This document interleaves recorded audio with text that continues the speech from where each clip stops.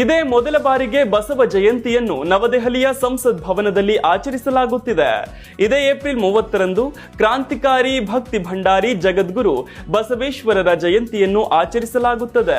ವಿಶ್ವಕ್ಕೆ ಸಂಸತ್ ಪರಿಚಯಿಸಿದ ಬಸವಣ್ಣನವರ ಜಯಂತಿಯನ್ನು ಮೊದಲ ಬಾರಿಗೆ ನೂತನ ಸಂಸತ್ ಭವನದ ಆವರಣದಲ್ಲಿ ಆಚರಿಸಲು ನಿರ್ಧರಿಸಲಾಗಿದ್ದು, ಈ ಸಂಬಂಧ ಕೇಂದ್ರ ಸಚಿವ ವಿ ಸೋಮಣ್ಣ ಅವರು ಸಂಸತ್ ಅಧಿಕಾರಿಗಳ ಜೊತೆ ಪೂರ್ವಭಾವಿ ಸಭೆ ನಡೆಸಿದ್ದಾರೆ.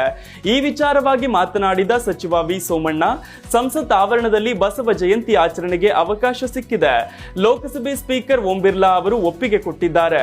ಬಸವ ಜಯಂತಿ ಕಾರ್ಯಕ್ರಮಕ್ಕೆ ಗಣ್ಯಾತಿ ಗಣ್ಯರು ಬರಲಿದ್ದಾರೆ. ಏಪ್ರಿಲ್ 30ರಂದು ಬಸವ ಜಯಂತಿ ಆಯೋಜಿಸಲಾಗಿದೆ. ಕರ್ನಾಟಕದ ಬಸವ ಅಭಿಮಾನಿಗಳು, ಮಠಾಧಿಪತಿಗಳು ಬರಲಿದ್ದಾರೆ. ಕಾರ್ಯಕ್ರಮದಲ್ಲಿ ಭಾಗವಹಿಸುವವರು ಏಪ್ರಿಲ್ 25ರ ಒಳಗಾಗಿ ಮಾಹಿತಿ ನೀಡಬೇಕು, ಕಡ್ಡಾಯವಾಗಿ ಆಧಾರ್ ಕಾರ್ಡ್ ನೀಡಬೇಕು ಎಂದು ಹೇಳಿದ್ದಾರೆ. 2023ರಲ್ಲಿ ಲೋಕಾರ್ಪಣೆಗೊಂಡ ನೂತನ ಸಂಸತ್ ಭವನ ವೈಭವೋಪೇತವಾಗಿದೆ. ಸಂಸತ್ ಭವನದ ಗೋಡೆಯ ಮೇಲೆ ಹಂಪಿಯ ಕಲ್ಲಿನ ರಥವನ್ನು ಕೆತ್ತಲಾಗಿದೆ. ಈ ಕಲ್ಲಿನ ರಥದ ಮೇಲೆ ಬಸವೇಶ್ವರರ ಚಿತ್ರ ಸೇರಿದಂತೆ ಮಹಾನ್ ದಾರ್ಶನಿಕರ ಚಿತ್ರಗಳನ್ನು ಹಾಕಲಾಗಿದೆ. ಇದರ ಪಕ್ಕದಲ್ಲೇ ಗೋಡೆಯ ಮೇಲೆ ಬಸವಣ್ಣನವರ ವಚನ ಬರೆಯಲಾಗಿದೆ.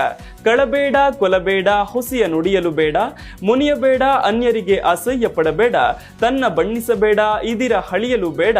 ಇದೇ ಅಂತರಂಗ ಶುದ್ಧಿ, ಇದೇ ಬಹಿರಂಗ ಶುದ್ಧಿ, ಇದೇ ನಮ್ಮ ಕೂಡಲ ಸಂಗಮ ದೇವರ ನೊಲಿಸುವ ಪರಿ ಎಂದು ಬರೆಯಲಾಗಿದೆ.